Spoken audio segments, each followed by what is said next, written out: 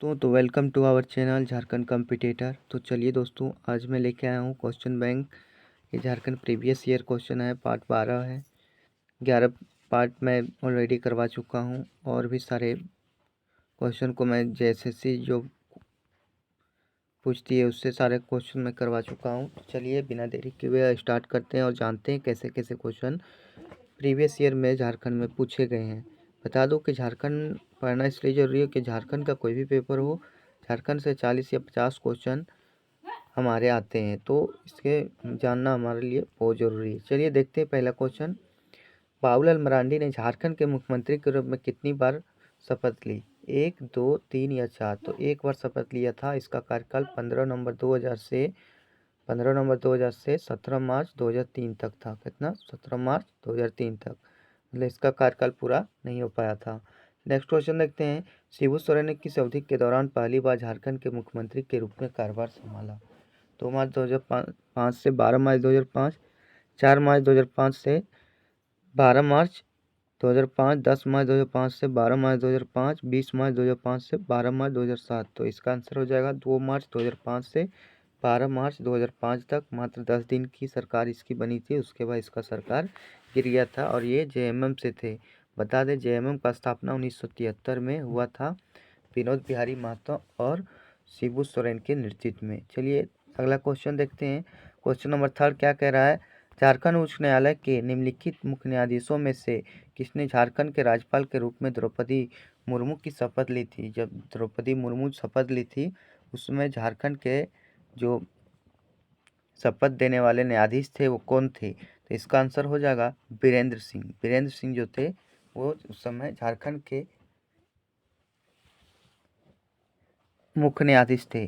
चलिए आगे देखते हैं। क्वेश्चन नंबर 4 बता दें कि द्रौपदी मुर्मू के विषय में किया झारखंड की 9वीं जबकि भारत की पहली आदिवासी महिला राज्यपाल थी और अभी भी भारत की पहली महिला आदिवासी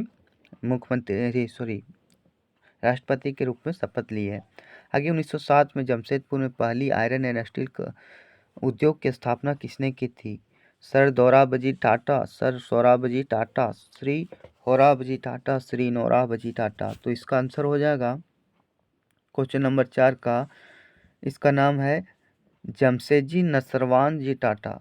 नसरवान जी टाटा था इसका नाम। क्या था? नसरवान जी टाटा। ऑप्शन सही नहीं है, तो नसरवान जी टाटा। बता दें इसका स्थापना 1907 में साकची नदी के किनारे हुआ था।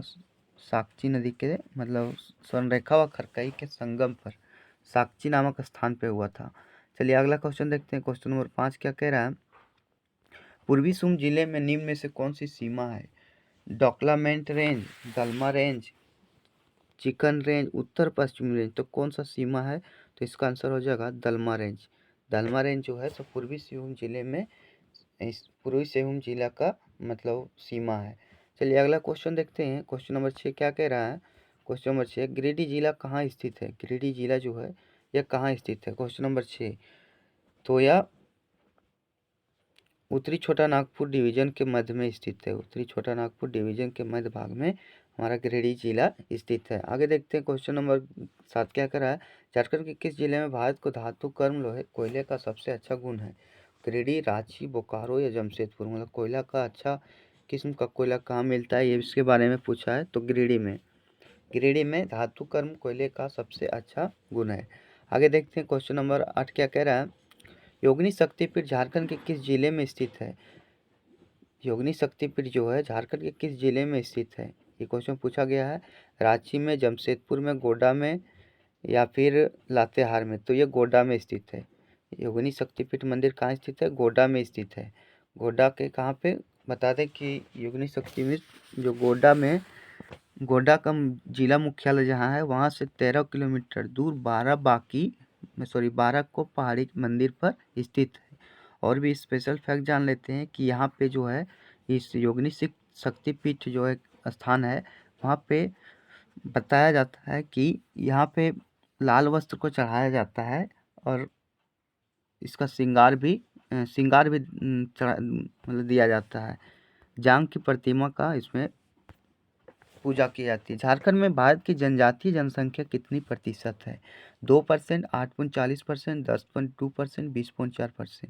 तो जनजातीय जनसंख्या है 8.40% और इसका जनसंख्या बोलेगा तो 86,45,45,002 है। 86,45,002 है। तो ये थे हमारे 9 क्वेश्चन। अब देखते हैं अगले 10वां क्वेश्चन क्या कह रहा है।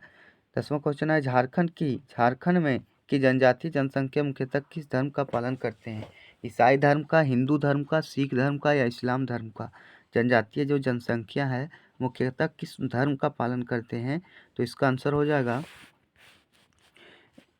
हिंदू धर्म का। कौन सा? हिंदू धर्म का पालन ज़्यादा करते हैं। आगे गरुड़ पुराण निम्न में से कौन सी पेंटिंग मिलती है? गरुड़ पुराण से कौन सा पेंटिंग मिलता है? तो इसका आंसर है पतिकार। पतिकार का जो एक पेंटिंग है वही गरुड़ पुराण में इसका मतलब साक्ष्य मिलता है। आगे झारखंड के संगीत के संदर्भ में प्रथम आमतौर पर आदिवासी प्रकृति का, द्वितीय या पश्चिम बंगाल और बिहार के साथ समानता रखता है, तृतीय संगीत केवल धार्मिक व्यक्ति के लिए, चतुर्थ उपरोक्त भी। तो 12 का आंसर हो जाएगा प्रथम और द्वितीय सही है। पहला और द्वितीय सही है, बाकी बस ये 2 गलत हैं। आमतौर पर जो आदिवासी प्रकृति कहते हैं और दूसरा है पश्चिम बंगाल और बिहार के साथ समानता रखता है। अभी हम लोग बहुत को भोजपुरी सुनता है।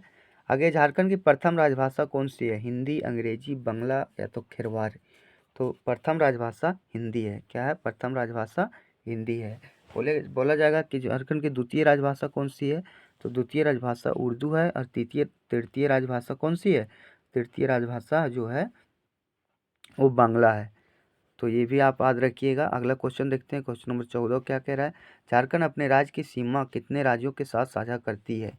5, 6, 7 या 4? तो 5 राज्यों के साथ सीमा साझा करती है। उत्तर में बिहार, दक्षिण में उड़ीसा, उत्तर में क्या है? बिहार है। दक्षिण में यदि बोला जाए तो उड़ीसा है, पूर्व में पश्चिम बंगाल और पश्चिम में उत्तराखंड और यूपी है। ये आप ध्यान रखिएगा। आगे दामोदर नदी की कुल लंबाई कितनी है? 500 किलोमीटर, 592 किलोमीटर, 638 किलोमीटर, 699 किलोमीटर। तो 592 किलोमीटर है। दामोदर नदी के बारे में कुछ स्पेशल फैक्ट भी जान लेते हैं हम दामोदर नदी के बारे में कि दामोदर नदी जो है इसका उद्गम स्थल छोटा नागपुर पठार है। कहाँ है? छोटा नागपुर पठार के पलामू जिला है। यह सबसे लंबी व बड़ी नदी है। धनबाद व गिरिडीह नदी के तट पर बसे हैं। इस नदी की मुहाना पश्चिम बंगाल के हुगली नदी है। तो ये सारे क्वेश्चन थे। आगे है झारखंड की कौन सी नदी सोने की नदी को भी कहा जाता है? तो दामोदर, सुवर्ण रेखा, बराकर या अजय? तो सुवर्ण रेखा नदी को झारखंड की सोने की नदी भी कहा जाता है। तो बता दें कि सुनहरी रेत की मात्रा पाई जाती है, सुनहरी रेत की मात्रा अधिक पाई जाती है, इसलिए से सुवर्ण मतलब सोने की नदी भी कहा जाता है। पारसनाथ चोटी जो गिरिडीह में स्थित है किस धर्म का पवित्र तीर्थ स्थल है?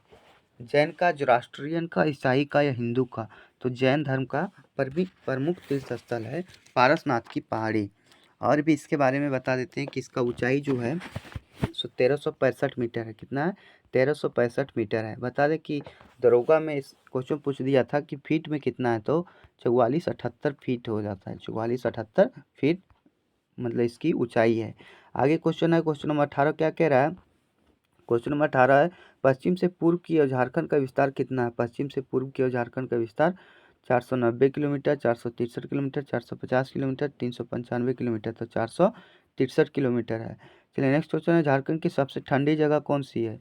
झारखंड का सबसे ठंडा जगह कौन सा है? धनबाद, जमशेदपुर, नेतरहाट, बोकारो? तो सबसे ठंडा जगह यदि बोला जाए कौन सा है? तो ये है नेतरहाट। नेतरहाट जो है तो झारखंड का सबसे ठंडा जगह है। शताब्दी स्टेडियम झारखंड के किस जिले में स्थित है? शताब्दी स्टेडियम झारखंड के किस जिले में स्थित है? बोकारो, धनबाद, सिमडेगा या रांची? तो रांची में स्थित है। शताब्दी स्टेडियम कहाँ स्थित है? रांची में स्थित है। और भी कुछ स्टेडियम है जैसे डिगवाड़ी स्टेडियम बोलेगा तो धनबाद में है। डिगवाड़ी कहाँ है? धनबाद में है, इसे भी याद रखिएगा। रेलवे स्टेडियम भी धनबाद में है। और मोहन कुमार मंगलम स्टेडियम बोकारो में है। चलिए ये सारे फैक्ट को याद रखिएगा। नेक्स्ट क्वेश्चन है झारखंड की कौन सी जनजाति साधारण शिल्पकारों से मिलकर बनती है? संथाल, पहाड़ी खड़िया, महली, सोरिया? तो कौन सी जनजाति है साधारण शिल्पकारों से मिलती है? तो ये है महली। महली जनजाति जो है ये बाँस के बर्तन बनाने में माहिर रहती है, जैसे बाँस के टोकरिया, ढोल बजाना, ये सब इनका कार्य होता है और इसमें काफ़ी निपुण होते हैं, काफ़ी एक्टिव होते हैं। झारखंड में रजरप्पा किस नदी पर स्थित है? करो, औरंगा, अजय, दामोदर और भेड़ा। तो बता दें रजरप्पा जलप्रपात जो है सो रामगढ़ से 25 किलोमीटर दूर स्थित 25 किलोमीटर दूर स्थित रजरप्पा जलप्रपात, यह जलप्रपात मतलब 12 से 15 फीट ऊंचा है। बोला जाता है कि ये भी क्वेश्चन पूछेगा कि कितना दूर है रामगढ़ से, तो यह 25 किलोमीटर दूरी पर स्थित है। यहाँ 12 से 15 फीट जो है ऊपर से झरना गिरता है इस पर, और यह दामोदर और भेड़ा नदी के तट पर स्थित है। चलिए नेक्स्ट क्वेश्चन देखते हैं। क्वेश्चन नंबर 23 क्या, झारखंड में सूर्य मंदिर कहाँ पर स्थित है? बुंडू में, देवगढ़ में, देवगढ़ में, फिर है गुमला में या नेत्रहाट में? तो बुंडू में। जो झारखंड में सूर्य मंदिर है वो बुंडू में स्थित है। नेक्स्ट क्वेश्चन देखते हैं। क्वेश्चन नंबर 24 क्या कह रहा है, झारखंड विधानसभा में एंग्लो इंडियन समाज के मनोनीत प्रतिनिधि कौन है? झारखंड विधानसभा में जो एंग्लो इंडियन है उसके मनोनीत प्रतिनिधि कौन है? तो Glen Joseph, Goldstein, George Baker, Richard Hayes, Denzil Smith. तो कौन है इसके?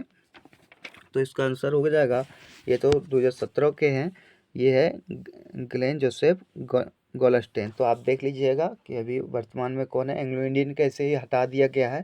झारखंड में पेंशन योजना में लाभार्थी को मिलने वाली संशोधित राशि कितनी है? 500, 750, 1000 या 1500 रुपये। तो इसका आंसर हो जाएगा 750 रुपये मिलते, लाभार्थियों को मिलने वाली संशोधित राशि 550। झारखंड में विधानसभा के वर्तमान स्पीकर कौन है? तो अभी कौन है, रामेश्वर कुछ करके हैं, देख लीजिएगा। ये तो 2017 का है। इस तरह से इस टाइप के क्वेश्चन आते हैं, ये देखना आपके लिए बहुत ज़रूरी है। झारखंड राज्य में कितने उप विभाजन हुए हैं? झारखंड राज्य में अभी वर्तमान में कितने उप विभाजन हुए हैं? 40, 34, 37 या 38। तो कितने उप विभाजन हुए हैं इसके बारे में आपको बताना है। तो ये हो जाएगा 38 उप विभाजन हुए हैं। 2011 की जनगणना के अनुसार झारखंड के किस जिले में साक्षरता दर सबसे कम है? रांची में, धनबाद में, लोहरदगा में या बोकारो में? तो ये 4 ऑप्शन में ये लोहरदगा जो है इसका सही आंसर है। लोहरदगा जिले की साक्षरता दर सबसे कम है। नेक्स्ट क्वेश्चन देखेंगे, झारखंड में कौन से स्थान को भगवान हनुमान का जन्म स्थान भी कहा जाता है? अलीनगर, अंजनग्राम, बलरामपुर, बादाम। तो सब जो पवित्र स्थल माना जाता है वो है अंजनग्राम। अंजनग्राम को जन्म स्थान भी कहा जाता है। आगे क्वेश्चन देखते हैं। क्वेश्चन नंबर 30 क्या कह रहा है? क्वेश्चन नंबर 30 है, झारखंड की उत्तर कोयल नदी कहाँ से शुरू होती है? झारखंड की उत्तर कोयल नदी कहाँ से शुरू होती है? रांची पठार के मध्य से, छोटा नागपुर पठार से, देवघर पठार से, इनमें से कोई नहीं। तो रांची पठार के मध्य से शुरू होती है। तो ये थे हमारे टॉप 30 क्वेश्चन। उम्मीद होगा ये वीडियो आपको अच्छा लगा होगा और ऐसे ही कंटेंट आपके सामने मैं लेकर आता हूँ। तो यदि हमारे चैनल पर नहीं है तो चैनल को लाइक कर, शेयर और सब्सक्राइब जरूर कीजिएगा। साथ में मैं आपको ये इसका यदि PDF चाहते हैं तो टेलीग्राम का लिंक मैंने डिस्क्रिप्शन में लगा दिया है, तो आप टेलीग्राम चैनल को ज्वाइन करके इसका PDF भी आप ले सकते हैं। तो चलिए दोस्तों, धन्यवाद। फिर मिलते हैं नए वीडियो के साथ।